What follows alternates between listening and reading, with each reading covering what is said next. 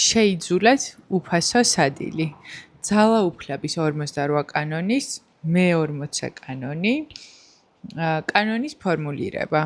რაც უფასოდაა შემოთავაზებული, როგორც წესი ან ოინია ფარული ვალდებულება. ის რაც ფასეულია, იმად ღირს, რომ მასში თანხა გადაიხადოთ. ფულის გადახდით თავიდან იცილებთ მადლიერებას, დანაშაულის გრძნობას და მოტყუებას. ასევე ხშირად გონივრულია სრული თანხის გადახდა. სრულყოფილებას ხომ ზედმეტი არაფერი აქვს. იყავით ხელგაშლილი და შეინარჩუნეთ ფულის ბრუნვა. ხელგაშლილობა ხომ ძალაუფლების ნიშანი და მაგნიტია. ძალიან ვეთანხმები ამ კანონს და ამ კანონის ავტორისეულ განმარტებას და რა თქმა უნდა, ჩემი პირადი მაგალითებითაც ვეცდები, რომ განვავრცო, რატომ ვეთანხმები და რატომ არის მნიშვნელოვანი. კარგად დავფიქრდეთ, როცა უფასო სერვის ამ პროდუქტს ვიღებთ, ღირს თუ არა ამის აღება, თუნდაც ყიდვის დროს როცა ნივთი არის ძალიან ფასდაკლებული, დავფიქრდეთ, რატომ არის, ხო არ არის რაიმე სატყუ არა, ასე შემდეგ და ასე შემდეგ. გამარჯობა, მე ვარ ელენე, ეს არის ჩემი არხი Reverse Monday, გამოიწერეთ ჩემი არხი, ჩემი არხი, დამიწერეთ კომენტარები, მოიწონეთ და ვისაც უყვარს ძალაუფლების 48 კანონი და მსგავსი წიგნები, გაუზიარეთ ეს არხი. რამდენჯერ თქვი ეს არხი? მოკლედ გააზიარეთ და მხარი დაუჭირეთ Reverse Mondays. ეხლა კი დავიწყოთ ძალიან აქტუალური საქართველოში მაგალითით, როდესაც ხალხი ტყუდება ეგრეთ წოდებული უფასო სადილით. ძალიან ბევრი ქვეყანა, რომელიც არის განვითარებადი, ან ყავს რაღაც რაოდენობის, ესე ვთქვათ, სოციალურად დაუცველი, გაჭირვებული ადამიანი, განსაკუთრებით ამ ქვეყნებში იკიდებენ ხოლმე ფეხს ეგრეთ წოდებული თაღლითური სქემები. და მაგალითად, მე რაც მახსენდება საქართველოში იყო ესეთი ორგანიზაცია QNET-ი, რომელსაც ბილბორდებზეც ჰქონდა რეკლამები და მისი თანამშრომლები რაღაც ძვირფასი მანქანებით დადიოდნენ და QNET-ი თავაზობდა ესე ვთქვათ შეთავაზებას ხალხს, რომ უნდა გადაეხადათ რაღაც თანხა, ამ თანხის სანაცვლოდ იღებდნენ თუ არ ვცდები მოგზაურობას ან რაღაც ძვირფას ნივთს და უნდა მieყვანათ შემდეგ კიდევ 1-2 მეგობარი. ანუ ეგრეთ წოდებული პირამიდა, ინგლისურად კი MLM სქემა იყო. და მაშინ ჩემ გარშემო ბევრი ადამიანი ჩაერთო, ზოგი დაინტერესდა და მოკლედ ამ QNET-ის თემამ დამაინტერესა რა იყო, იმიტომ რომ ჩემთვის აღწერილობით ფაქტობრივად იყო რომ თანხას იხდიდი და იღებდი რაღაცა $500 Rolex-ის საათს პირობითად, რაც არ არის სამართლიანი, ესე ვთქვათ, ოფერი და რა თქმა უნდა ბადებს ეჭვს.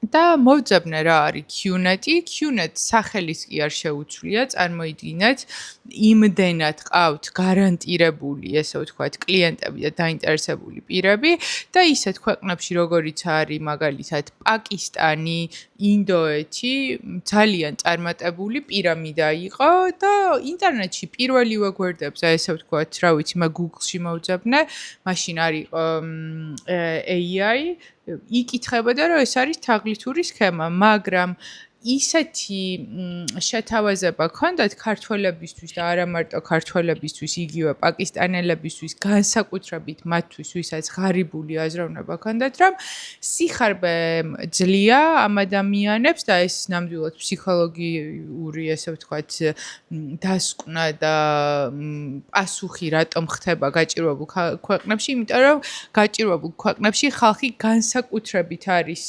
უიმედოდ და განსაკუთრებით არის მოტივირებული, რომ სწრაფი ფული ქონდეთ. ზუსტად ამიტომ ამდენი, ესე ვთქვათ, თამაშ დამოკიდებულიც საქართველოში არა მარტო ამ მიზეზით, მაგრამ ერთ-ერთი მიზეზი ეს არის. შემდეგ QNET-ის მერე საქართველოში იყო ესეთი თაღლითური სქემა, როდესაც ყიდულობდნენ ბოტასებს და უნდა ესეირნათ და ეს გასეირნება, ესე ვთქვათ, ანაზღაურებადი იყო და მახსოვს, მე მგონი კოვიდის პერიოდი იყო, მთელი თბილისი დაქრო და ისე სწრაფად ჩაგივლიდნენ, არც მოგესალმებოდნენ და ამ სქემას ასაღებდნენ როგორც ესე ვთქვათ, კრიპტო პროექტს.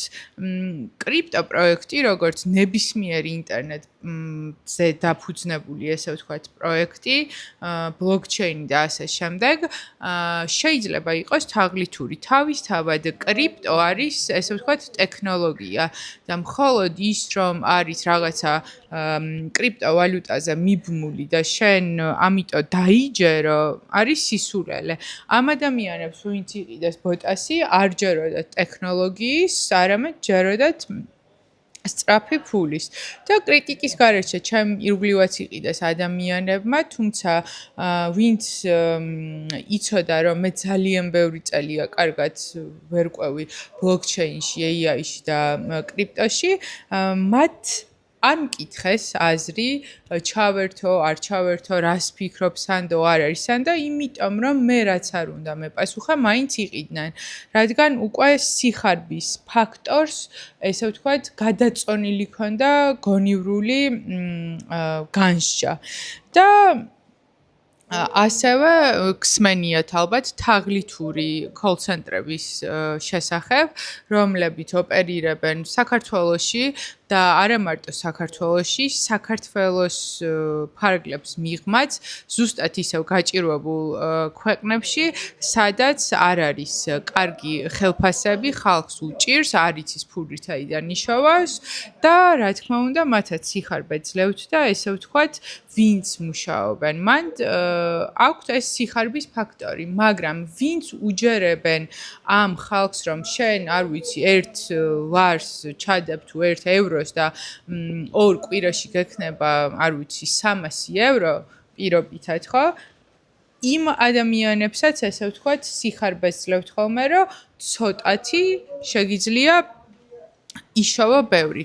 ჩემი გამოცდილებით, ის ვინც ცოტათი შოულობს ძალიან ბევრს, არის მსოფლიო მოსახლეობის თითზე ჩამოსაცვლელი რაოდენობა, რადგან სიმდიდრე შენდება ნაბიჯ, ეპოქა და განსაკუთრებულად მდიდარი ადამიანები, ვინც არიან, ან არის მათი, ესე ვთქვათ, ოჯახიდან მომდინარე და კარგი შთამომავლების მიერ გაგრძელებული და დაგროვებული, ესე ვთქვათ, სიმდიდრე, ან თვითონ ამ ადამიანებმა შექმნეს რაღაცა ახალი ტექნოლოგია, ახალი გამოგონება და თავი მიუძღვნეს 40, 50, 60 წელი და მეტი, ხო? სხვა შემთხვევაში მე მგონია, რომ სწრაფი ფულში არ გულისხმობ 1000 ლარს, არ არსებობს. ყოველ შემთხვევაში იმ გზებით, რა გზებით მე ვიცი და რაც შეიძლება იყოს საჯარო და ლეგალური. ეხლა რაც შეეხება კანონის ფორმულირების მეორე ნაწილს, რაც არის იყავით ხელგაშლილი და შეინარჩუნეთ ფულის ბრუნვა, ხელგაშლილობა ხომ ძალაუფლების ნიშანი და მაგნიტია. მე ასე დავყოფთი, რომ ზოგადად ფულის ენერგიას უყვარს ბრუნვა, მაგრამ მოდით ეს გადავდოთ ამ წიგნის მიღმა სასაუბრო თემად.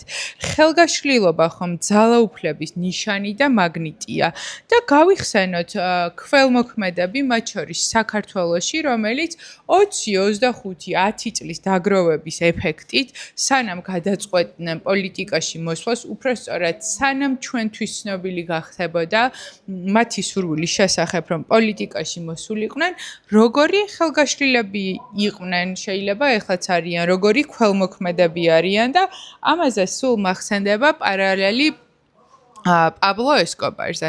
პაბლო ესკობარის მიმართ კოლუმბიაში არ არის ერთგვაროვანი დამოკიდებულება, იქ ძალიან ბევრჯერ ვიყავი და დიდი დრო მაქვს გატარებული, აქედან გამომდინარე, არა მარტო YouTube-ით და Netflix-ით შემიძლია ვიმსჯელო, არამედ უშუალოდ, როდესაც ხალხს ვესაუბრებოდი და მაინტერესებდა მათ ქვეყანაში ყველაზე ცნობილი ადამიანის შესახებ და ასევე მსოფლიოში ყველაზე ცნობილი კოლუმბიელის შესახებ რა აზრი ქონდათ, გააჩნია ვის ვკითხავდი. თუ იყვნენ ადამიანები, რომლის უფროსი თაობა იყვნენ გაჭირვებულები და მოდიოდნენ იმ უბნიდან, ან უბნებიდან, რომელიც პაბლომ განაშენიანა, ააშენა ინფრასტრუქტურა, გაუკეთა სტადიონი, ეკლესიები, სახლები, ასე შემდეგ და ასე შემდეგ და ყოველთვიურ დახმარებასაც უხდიდა.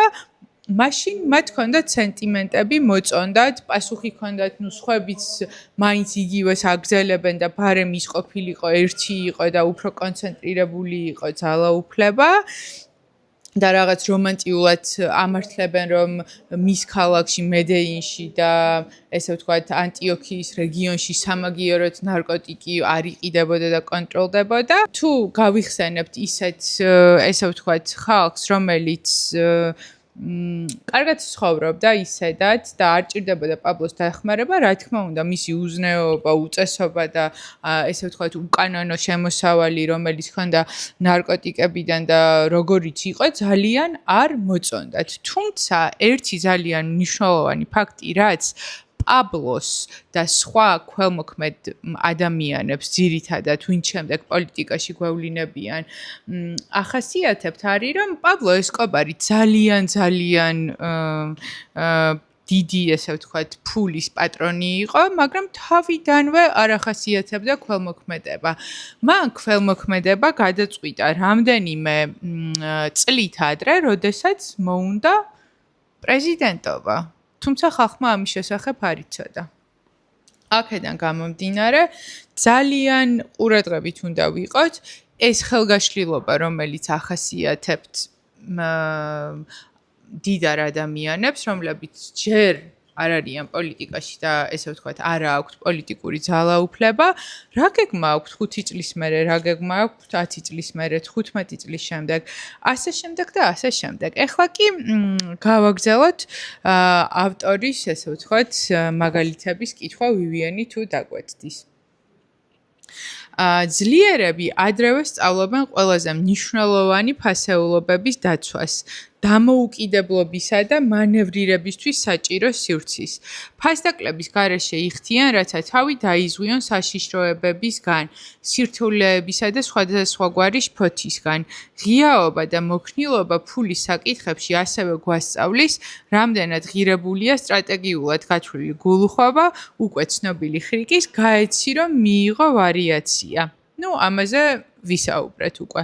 გულუხვი ადამიანის რეპუტაციის მოპოვებით მოიხვეჭთ გარშემო მყოფთა აღფრთოვანებას, რითაც ძალაუფლების მიღწევის თქვენეული გეგმების მიმართ მათ ყურადღებას მოადუნებთ. აი, ჩემი გამოცდილებით არაფერი არ არის იმაზე მავნე თვისება, ზოგი იტყვის კაცისთვის, მაგრამ მე ვიტყვი ქალისთვისაც, ვიდრე იყო წუწკი, ნუ ჟმოტი რა. აი, რომც იყო ჟმოტი, ეცადა რომ არ იყო დაფარო, იმიტომ რომ აი, პაბლო ესკობართან ურჩევნია ადამიანს ურთიერთობა, რომელიც გულუხვია და იმას მიცევს არჩევნებში ხმას, ვიდრე ჟმოტს. ამიტომ ნუ იქნებით ჟმოტები. და ესეთი მაგალითები აქვს მოყვანილი ამ კანონისთვის. ხარბი თევზი, მეტაფორები. ხარბი თევზს აინტერესებს მხოლოდ ფული და არა ხალხი, ცივსისხლიანები და სასტიკები.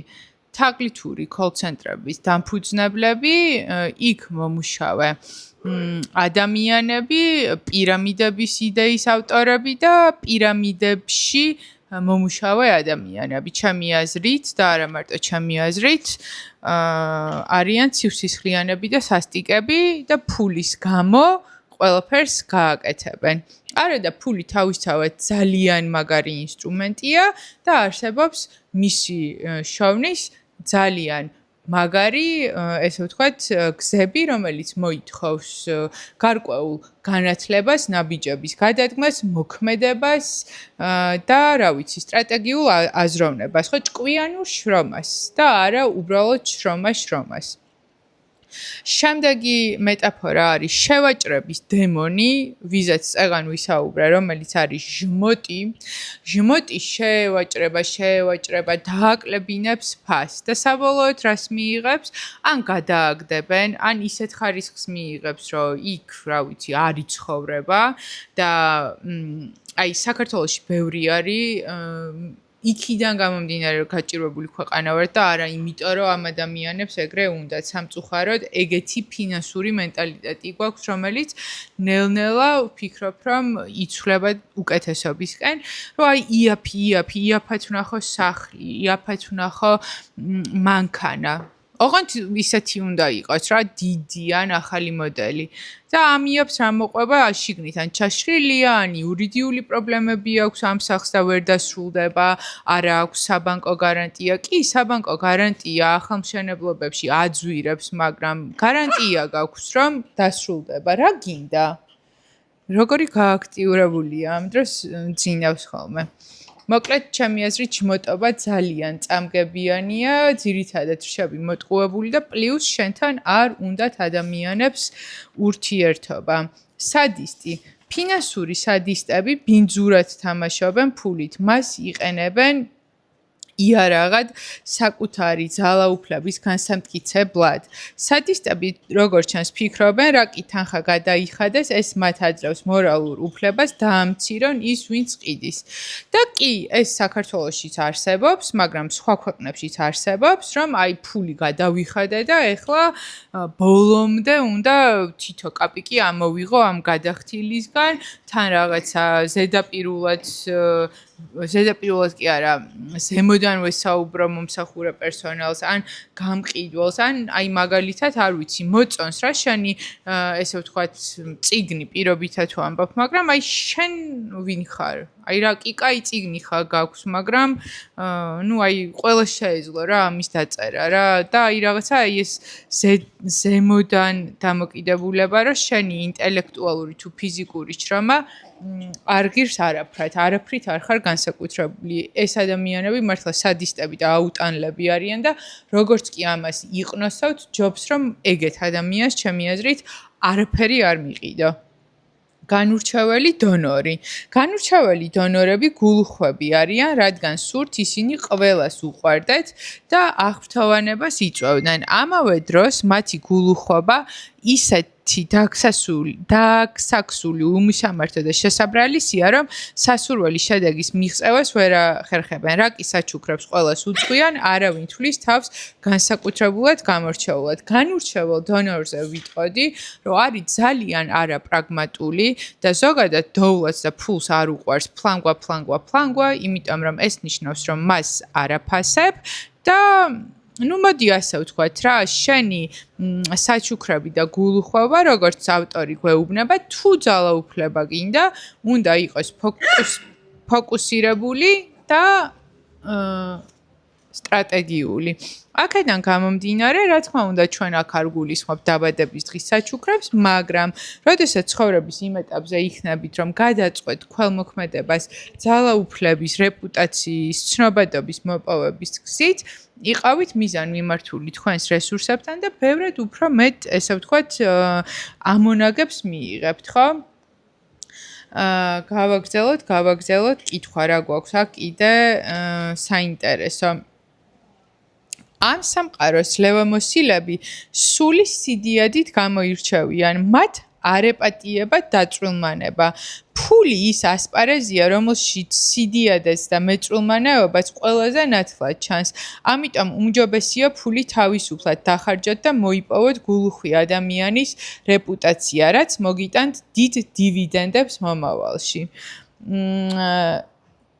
დიახ ვეთანხმები აი ამ ჩანაწერს განსაკუთრებით ამ სამყაროს ძლევამოსილები სული სიდიადით გამოირჩევიან მათ არ ეპატიება დაწვრილმანება და როგორ განმარტავდი ახლა მე ამას ფული არის იდეალური საშუალება ამოანათოს ადამიანის თვისებები, როგორც კარგი, ისე ცუდი. და აი ძალიან ხშირად ხო მსმენია და თქვენც გსმენიათ, რომ ფული იშოვა და გახდა რაღაცნაირი ცუდი, ძირითადად. მეგობრებო, ცუდი არ გახდა.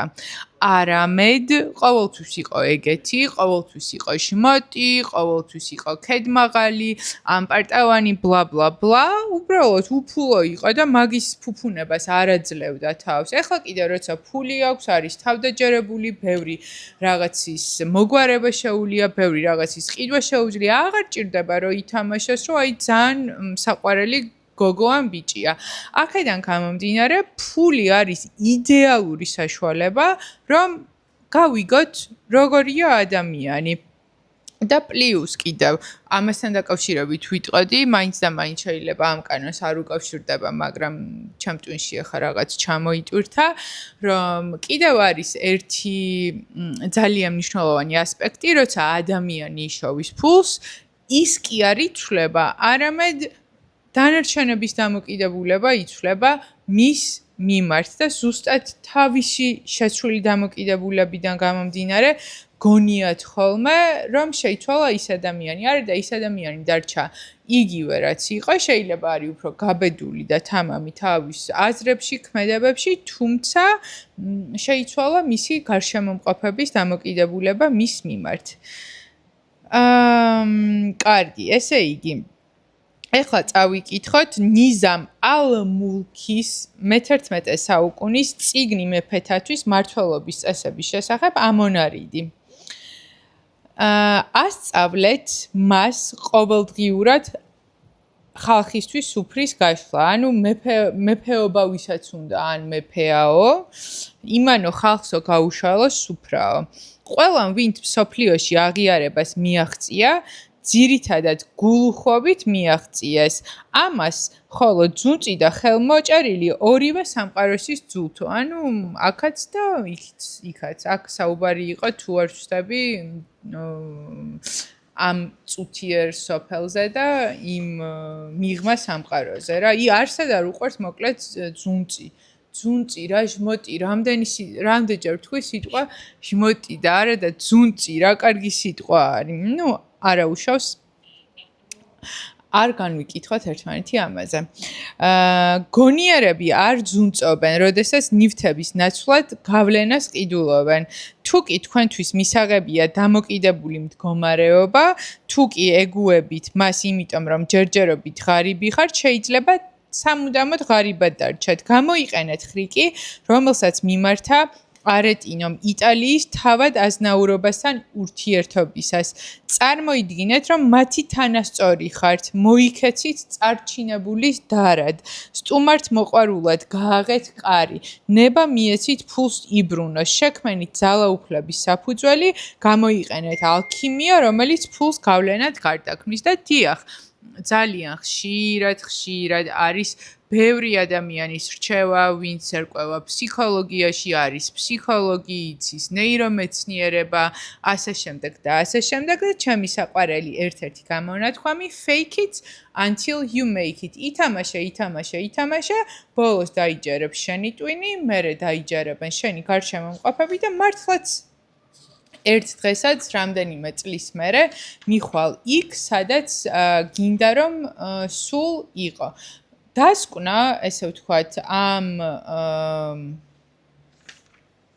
თავიდან არის ის, რომ უფასო სადილებს მოვერიდოთ, უფასო კურსებს მოვერიდოთ. თუ იმ უბანში, სადაც სახლის ყიდვა გინდათ $1000-დან იწყება კვადრატული $400 თუ ღირს მოვერიდოთ. თორე ხშირ შემთხვევაში ვიქნებით, ესე ვთქვათ, ძალიან მოტყუებულის მდგომარეობაში. ხატება არის მდინარე. საკუთარი თავის დასაცავად ან წყლის შესაჩერებლად მას აგუბებთ, მაგრამ მალე წყალი მყრალი და მავნე ხდება. მხოლოდ ყველაზე ამაზრზენი სიცოცხლის ფორმები შეიძლება გადარჩეს ასეთ დამდგარ წყალში. მასში ვერავინ დაცურავს, წყდება მოგზაურობა, ჩერდება ვაჭრობა, მოშალეთ კაშხალი, როცა წყალი მიედინება და მოძრაობს, მას მოაქვს სიუხვე, სიმდიდრე და ძალაუფლება. დინარეზე დროდადრო წყალდიდობაა, რასაც კეთილდღეობა და სიკეთე მოაქვს. ეს არის ფულზე და სიუხვეზე, ხო? და რაღაც მე მგონი აქ წავიკითხე ესეთი იგავი, მოთხრობა, რომ ერთი კაცი იყო, რომელსაც ძალიან მოკლედ უყვარდა ფული, მაგრამ არ უყვარდა დახარჯვა, ანუ შოვნა უყვარდა და სახლივი ყველაფერი გაყიდა, მოკლედ და ერთი ზოდი იყიდა ოქროსი და მე ეს ოქროს ზოდი ჩაფლა მიწაში და ყოველდღე მიდიოდა სანახავად. ნუ ამ დროს მეზობელმა თუ გამრელმა დაინახა და მოიპარეს ის ზოდი და ეს კაცი რო ტიროდა და რაღაცა მეგობარმა ნაცნობმა უთხრა, რომ იცი რა არისო, მაინც არ იყენებდიო და აიღე აგერ ეს ქვა, რომელიც არის მაგზოდის, ესე ვთქვათ, წონა და ზომაო და ეგ ჩათხარე თუ ჩაფლეო თუ ჩადეო მოკლედ მიწაშიო და მიდი და ვითომ ოქროა წარმოიდგინე, მაინც არ ხარჯავდიო. ხო და ამ ფულისგან არ უნდა გავაკეთოთ ტბა, ანუ უნდა saving account-ი არის დებილობა. saving account-ი როცა გაქვს, აუცილებლად დადგება შავი დღე, რისთვისაც ის დაიხარჯება. აქედან გამომდინარე, ატრიალეთ ფული თამამად, ნუ გაქვთ ისეთი დამოკიდებულება ფულთან, თითქოს ყინულია და ნელა უნდა იარო, რომ არ ჩაიმსხვრეს. ამას მე ჩემ თავსაც ვეუბნები, არა მარტო ჩემს მაყურებელს. ავტორიტეტული მოსაზრება ძუნწი ვერ დაიპყრობს, ვერც მიწებს და ვერც ძალაუფლებას, რადგან მას ცოტა მეგობარი ყავს. ამაზე აღარ გავჩერდებით. ნამდვილად ძუნწი ადამიანის ადგილი არ არის მასების მმართველობაში, თუმცა ძუნწს შეუძლია ითამაშოს მიზან მიმართულად, რომ ის არის გულუხვი. და მოდი წავიკითხოთ ავტორიტეტული მოსაზრება. მოტყუება ადვილია, თუ მას იოლი ფულის დაპირება აძლიერებს. აი, მთელი ის ვიდეოს დასაწყისში რა მაგალითებიც მოვყევი, ზუსტად არის ამაზე. ადამიანების უმეტესობა ზარმაცია, დავამატებ, რომ ხარბი, ასევე დანაკლისში გაზრდილი, ტრავმირებული და ოცნებობს, რომ ქონება ზეციდან ჩამოუვარდეს ხელში. მცირე ანაზღაურების ფასად მიყიდეთ მათ რჩევა, უშრომელად როგორ გამოიმუშაონ მილიონი და ეს მცირე ანაზღაურება მთელ ქონებად გადაიქცევა, როდესაც მას ათასობით ბრიყვზე გაამრავლეთ, ხო? გაამრავლებ და ასე არის უამრავი კურსი, სხვა შეიძლება ქართულად ნაკლებად ხდება უფრო ინგლისურად არის ხოლმე ათვისებული, შეიძლება ქართულადაც არის, აი ეს რომ $8 გასწავლი როგორ შეცვალო ცხოვრება და გახდე მილიონერი. $8 არავინ არაფერს მსგავს არ გასწავლის, მაგრამ თვითონ კი გახდება ამ ბევრი $8-ით მილიონერი. მოკლედ, ესეთი ძალიან ფან კანონი იყო 40. შევიძულოთ უფასო სადილი, ან მინიმუმ სანამ ვისადილებთ, დავფიქრდეთ, რატო არის უფასო და შემდეგ ეპიზოდში განვიხილავთ 51 კანონს, რომელიც არის შემდეგი. ნუ ეცდებით დიადი კაცის ტყავის მორგებას. მე ახლა ამ ვიდეოს შემდეგ გადავიკითხავ უკვე მესამეჯერ ამ კანონს, გავხაზავ იმას, რაც არის საინტერესო, რომ კარგი ვიდეო ჩავწერო. აბა დროებით.